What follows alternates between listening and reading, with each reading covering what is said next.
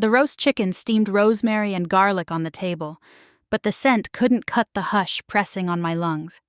Across from me, my younger sister Lila let her phone wash her face blue as she scrolled listings. Mom wrung a dish towel. Dad cleared his throat. "Mara, we need to talk as a family," he said, carving. "Your sister's situation has changed." I set my fork down. "What situation?" "My lease is up next month," Lila said. "Rent's insane. I can't find anything decent." "Plenty exists outside downtown," I said. "Those areas aren't safe," Mom cut in. "We've been discussing options." Alarm bells. "The practical solution," Dad went on, "is for Lila to move home, temporarily. She'll need your room. It's larger, has the bathroom. You've been here since college, Mara. Maybe it's time you found your own place."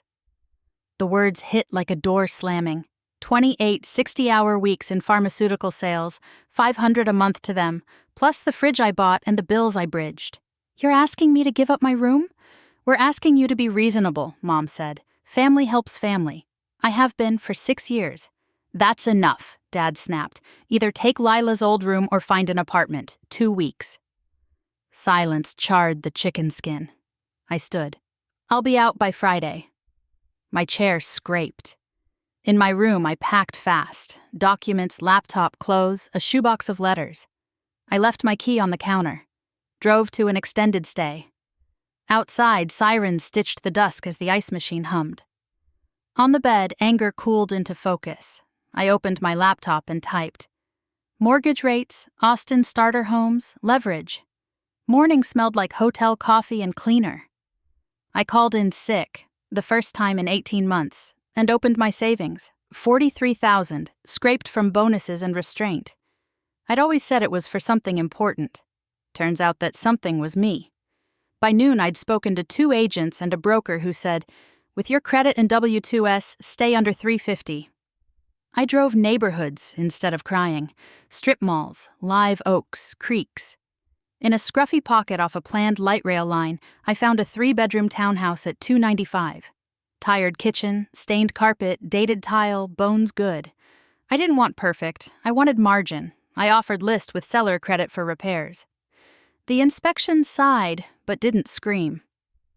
30 days later, a ring of keys bit my palm. I moved my suitcases in under a pale morning, said hello to the creaky stair, the echoing rooms, the microwave that begged retirement. Evenings, I learned to be a contractor's apprentice and my own crew.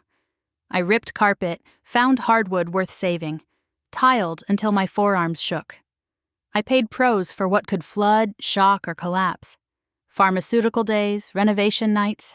I slept in paint clothes and woke smelling like grout. 6 months later, the place looked like it had taken a breath. I refinanced, pulled a small line, and listed it for rent at $1,800, $300 over the note. A couple relocating signed in 4 days. I kept a spare key and a ledger. At work, I stopped being reliable Mara and became first in region.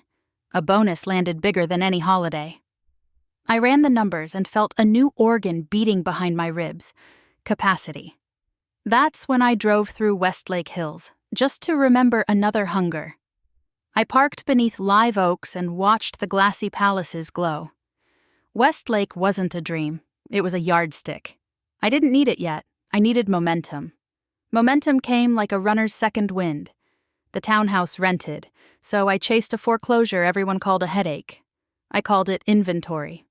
I took a week off, hung drywall, hired out the gas lines, argued a lumber delivery to cost. 10 weeks later, I sold it and cleared 6 figures. Money wasn't the miracle. Control was. With proof in hand, I built a small circle.